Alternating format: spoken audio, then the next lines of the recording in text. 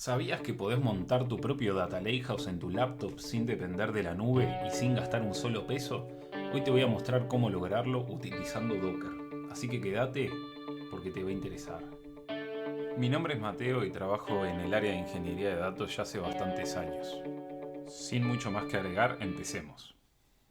La idea de este video es simplemente transmitir un poco el conocimiento que uno fue adquiriendo y sobre todo si te encontrás en la situación en la que querés practicar los distintos skills que necesitas para entrar en el área. La idea de este video es bajar a tierra un poco de eso y tampoco pienso igual ahondar mucho en detalles. Cuando quieras aprender de esto buscando en internet, vas a encontrar muchísima información acerca de los proveedores de la nube como AWS Glue, BigQuery en Google Cloud, Databricks, Snowflake, que todos tienen sus propias soluciones para el manejo de grandes volúmenes de datos. Pero bueno, no es necesario si querés instalarlo en tu propia máquina, así que vamos directamente al grano. Las gráficas y la idea de hacer este video lo saqué del libro La Guía Definitiva de Apache Iceberg. Te dejo el link en la descripción para descargarlo gratis. Antes de arrancar con el laboratorio, lo que tenés que saber es que un Data Warehouse se puede entender como una base de datos preparada y optimizada para realizar consultas analíticas. Puede ser un servidor de MySQL, PostgreSQL Server, cualquiera que conozcas. Lo importante es que está dedicada a procesar la información de manera analítica, en contraste con la forma transaccional de cualquier aplicación que probablemente conozcas. Por otro lado, tenés los data lakes, que son una carpeta compartida de la empresa donde se pueden ir dejando archivos de todo tipo para ser consultados luego. Este modelo toma ventaja del abaratamiento que ha habido en almacenar la información. Además, el desacoplar el motor de queries con el almacenamiento ayuda también con abaratar costos, ya que no necesitas un servidor prendido 24 horas del día, sino que prendes tu query engine on demand. No voy a entrar mucho más en detalles, ya que pienso hacer un video más adelante acerca de las diferencias entre Data Lakes y Data Warehouse. Pero a lo que vinimos fue a hablar sobre los Data Lakehouse. El término lo inventó la gente de Databricks y se puede entender como un Data Lake en esteroides. Se suma la capacidad de almacenar y procesar grandes volúmenes de información de manera barata y flexible, sumándole la capacidad de realizar análisis estructurados con features propias de los data warehouse, como son las transacciones ACID y optimización de consultas, y así también permitiendo centralizar y democratizar el acceso a los datos de la empresa, sin importar el perfil del usuario. Voy a pasar a detallar cada componente de esta gráfica, relacionándolo con los servicios que vamos a ver en el laboratorio. Cabe recordar que toda esta información se encuentra en el repositorio de GitHub, que también vas a poder encontrar en la descripción. En la capa de storage vamos a usar Minio. Es un servicio open source compatible con la API S3. Acá es donde se van a almacenar todos los datos. El catálogo de los datos va a ser manejado por Iceberg REST, que es quien va a manejar toda la metadata de las tablas y esquemas. Este catálogo es el que me pareció más interesante de utilizar, ya que va de la mano con el formato de tabla que vamos a estar usando en el laboratorio, que es Apache Iceberg. Iceberg es quien trae los elementos propios de un data warehouse a este esquema. Con Iceberg se pueden realizar transacciones que sean consistentes, confiables y optimiza la lectura de información para que no se lea más de la cuenta. Y tiene otras funcionalidades como time travel y que nos va a permitir consultar las tablas en un estado anterior de forma fácil, lo cual es muy útil. También tengo interés de realizar un video más adelante con todas estas funcionalidades. Por debajo de Iceberg vamos a estar utilizando el tipo de archivo Parquet, que es un formato optimizado para el tipo de trabajo que queremos realizar.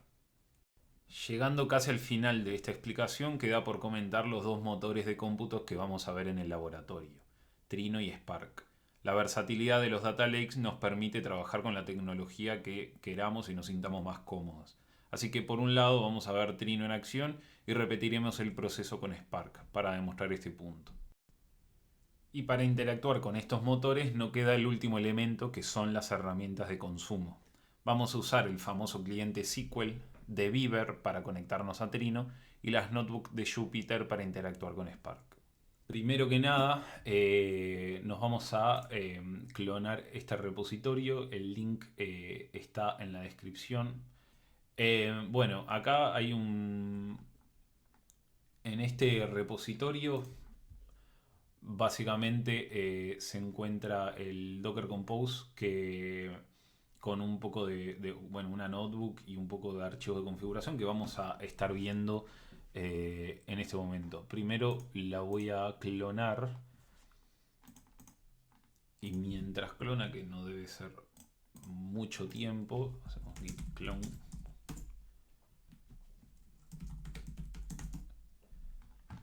Así que bueno, ahí ya terminó, pero vamos a ver qué hay dentro del repositorio. Entonces, en el README, bueno, básicamente está la descripción de lo que vamos a estar haciendo ahora, pero acá lo único importante es que no usar esto en producción. O sea, si estás viendo esto, esto no es un setup listo para producción. Es importante aclarar que todas estas tecnologías están aptas para correr en producción, pero este setup en particular es solo de prueba. Si te interesa ver cómo aplicar algo de esto en tu compañía, contactame y lo conversamos. Te dejo los links de mis redes sociales en la descripción. Continuamos. Primero vamos al Docker Compose para ver lo mismo que ya vimos en la slide, pero básicamente lo que vamos a encontrar acá es un poco de variables de entorno compartidas entre todos los servicios. Acá está definido la capa del storage. Como dijimos, vamos a utilizar Minio. Esto va a montar el directorio data de Minio en una carpeta local nuestra, en un directorio local nuestro llamado Warehouse, y va a estar disponible estos puertos para que podamos acceder a Minio. Por otra parte está la definición del catálogo de Iceberg REST. También acá hay configuraciones en donde le decimos cuál va a ser el bucket DS3 en el cual va a estar toda nuestra información alojada. Y bueno, nada, y comunicación entre storage y el catálogo. A su vez, el catálogo tiene una dependencia que es un MetaStoreDB, que es para guardar, es básicamente un Postgres que va a contener toda la metadata, es decir, la definición de los esquemas y el lugar efectivo dentro de nuestro bucket, donde se encuentran las tablas. Como vemos, también montamos un volumen de este Metastore para que se persista la información entre reinicios de los contenedores. En la sección de Compute Engine vemos a Trino. Le cambié el puerto por defecto que nos mapea en nuestra máquina porque si no colisiona con el de servicio de Jupyter, que también es el 8080. También vamos a montar el archivo de configuración del catálogo de Iceberg REST en el directorio de catálogos de Trino. En este ejemplo hay un solo catálogo, pero una de las ventajas de Trino es que soporta múltiples catálogos y la federación de consultas entre estos. O sea, podés usar Trino como único punto de entrada a muchos orígenes distintos y realizar consultas joineando entre ellos sin problema. Pero esto queda fuera del alcance de este video. La definición de configuración del catálogo se puede encontrar en la carpeta Trino, acá mismo. En breve vamos a ir una por estas configuraciones. Por último vemos el servicio Spark Iceberg, que tiene una imagen de una Jupyter Notebook con lo necesario para conectarse a través de Spark a nuestro Lakehouse. Habiendo dicho todo esto, solo nos queda levantar este Docker Compose, así que vamos a ello. Desde el directorio donde se encuentra el Docker Compose vamos a correr Docker Compose app-d para que nos levante todos los servicios dejándonos libre la terminal. Cabe recordar que la primera vez que corras estos comandos se te van a bajar todas las imágenes de Docker, si no los tenías antes. En mi caso, como yo ya las tenía, simplemente van a recrearse los contenedores. Así que lo que vamos a hacer Esto, como vimos, nos creó PostgreSData, Trino y Warehouse. Nos queda por corroborar que efectivamente los contenedores se hayan encendido correctamente, y eso lo vemos con el comando docker compose ps. Ahí vemos que está todo up. Lo primero que tendríamos que hacer es entrar a Minio, a localhost 2.9001, y nos va a llevar a la página de Minio, que con usuario admin y password vamos a poder entrar y vamos a crear el bucket principal donde se van a alojar nuestros datos. El nombre que le vamos a poner es el mismo que le especificamos en el Docker Compose a la parte del catálogo, que es Data Lakehouse. Eso lo vamos a poner como nombre de bucket y le damos crear bucket. Si nos dirigimos a la pestaña Object Store, vamos a ver que el bucket se creó, pero que no tiene ningún dato adentro. Luego abrimos dbeaver y pasamos a crear una conexión nueva, seleccionando Trino como base de datos, estando seguros de que hayamos puesto todos en esa pestaña de la izquierda. La primera vez que bajes esto, te va a querer bajar el driver de Trino. Yo, como ya lo tengo, no me lo va a bajar. Por otro lado, debemos especificar la URL, que es localhost, y el puerto se lo cambiamos al 9047, que fue el que le pusimos en el Docker Compose.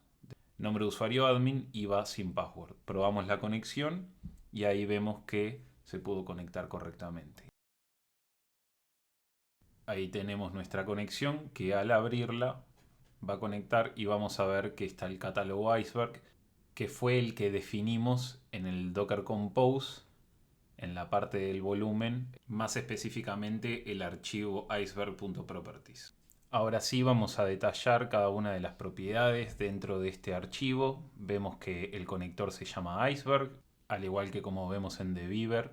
Luego usamos el catálogo de tipo REST, la URL del catálogo, el nombre del bucket de nuestro data lake, que efectivamente es el mismo que creamos en el Minio, es exactamente el mismo. Luego vemos el tipo de formato de archivos, que va a ser Parquet, y otras configuraciones que son necesarias para que esto funcione. Volviendo a dbeaver, entonces vamos a seleccionar la conexión localhost y el catálogo, que es Iceberg.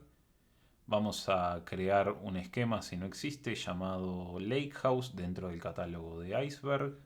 Luego, dentro de ese esquema, creamos una tabla de prueba llamada LOL Statistics, que vamos a popular con un CSV de prueba que dejé en la carpeta datasets con información de League of Legends, que es falsa, es autogenerada, y con la que vamos a poder jugar en breve. En un ratito vamos a estar creando consultas. Lo que vamos a ver enseguida es que si nos dirigimos a Minio y refrescamos la página, ya tenemos metadata en nuestro bucket. Ahí vemos LOL Statistics y la carpeta metadata correspondiente al formato Iceberg. Si refrescamos el catálogo de dbeaver, vamos a poder ver cómo aparece nuestra tabla dentro de Lakehouse, y ahí LOL Statistics, y efectivamente no hay ninguna información, pero aprovechando las bondades de dbeaver vamos a poder importar fácilmente el CSV que recién vimos. Así que le damos clic derecho a importar, seleccionamos el CSV y bueno, acá solamente se mapean los nombres de las columnas del CSV por el nombre de las columnas con el cual creamos nuestra tabla.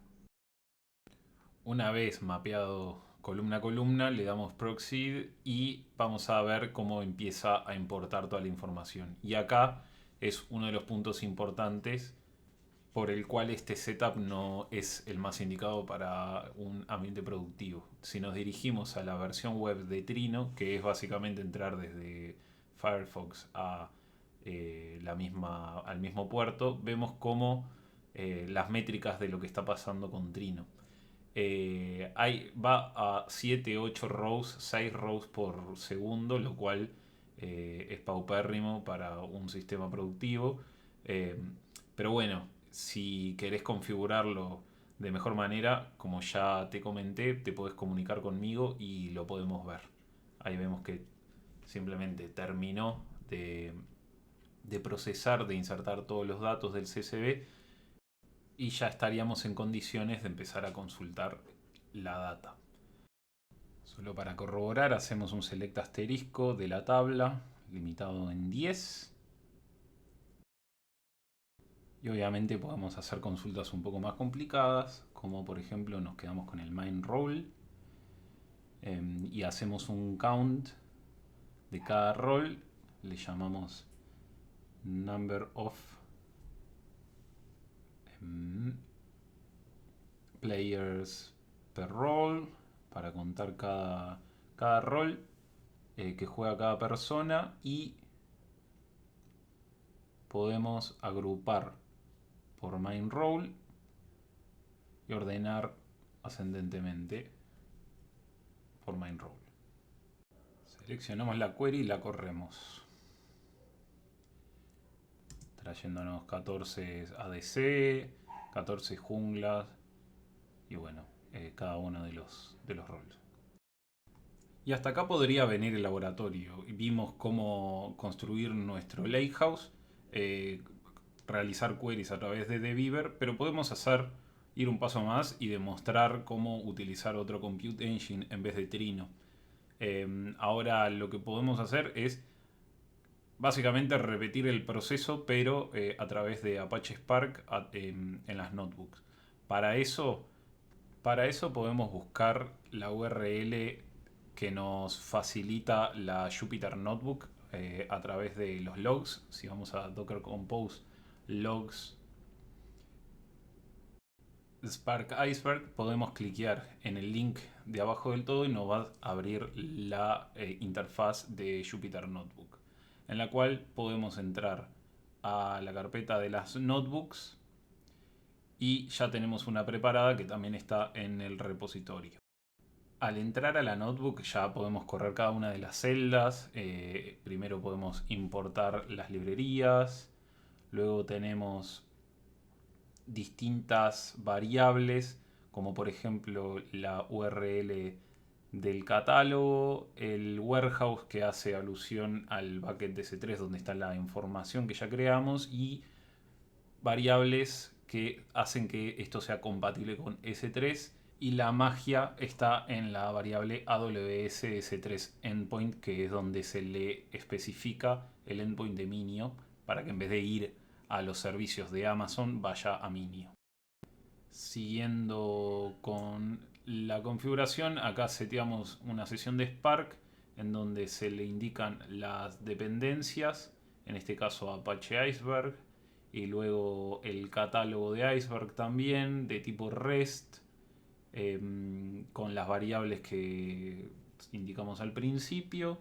Sin autenticación, también el endpoint de S3, el warehouse. Al igual que con las imágenes de Docker, si esta es la primera vez que ejecutas este laboratorio, este comando te va a bajar las dependencias desde Maven. Es decir, que puede llegar a demorar bastante la primera vez que lo ejecutes, pero va a ser bastante más rápido en las siguientes. Entonces, le decimos que use el catálogo que les configuramos, use notebook catalog, y si luego hacemos show schemas, vamos a ver nuestro esquema lakehouse, que es el mismo que creamos con DBeaver. Bien, y básicamente vamos a agregar acá lakehouse.lol statistics y vamos a ver cómo ahí empieza a correr nuestra query. Y básicamente podemos hacer lo mismo que hicimos con esta es la misma query que habíamos corrido en DBeaver. le agregamos acá y le pongo .show truncate equal false y vamos a ver exactamente el mismo resultado que en dbeaver. Seguimos acá 14, 14, 23, 22, 20. Entonces, veamos. Y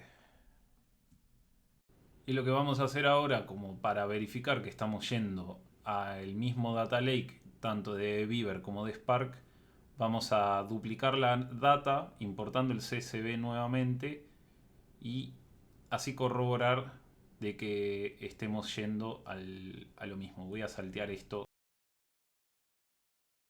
Ahí vemos cómo está cargando el CSV y podemos repetir las queries para ver cómo va cambiando los números de los mismos.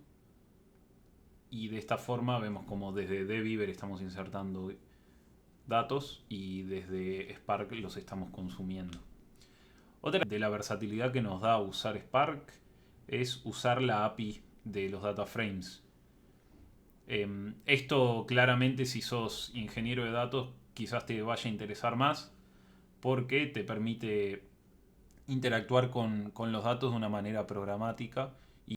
Y bueno, acá lo que estoy haciendo es guardar en una variable el data frame de la tabla lakehouse.lolstatistics y mostrándolo. Se pueden hacer distintas cosas, ahí como anteriormente habíamos hecho una query con SQL puro, acá vamos a usar la API de los data frames de Spark para filtrar. Acá vamos a filtrar por el rank Diamond con comillas simples dentro de las comillas comunes. Y ahí vemos cómo filtramos por el rango de Diamond. A su vez, ese, como dijimos, ese es el equivalente a un where de SQL y podemos hacer un select para quedarnos con las columnas que nos interesan. En este caso, vamos a quedarnos con la columna main role y win rate. Y así usamos la API de los data frames para interactuar con los datos. Y hasta acá llegó el laboratorio. Lo que viste en este video fue cómo utilizando Docker y otros servicios open source podés desplegar un lakehouse moderno en tu laptop sin necesidad de pagar ningún servicio. Este es un excelente punto de partida para que te adentres al mundo de la ingeniería de datos. En conclusión, vimos cómo Minio puede sustituir servicios como S3 para el almacenamiento de los datos.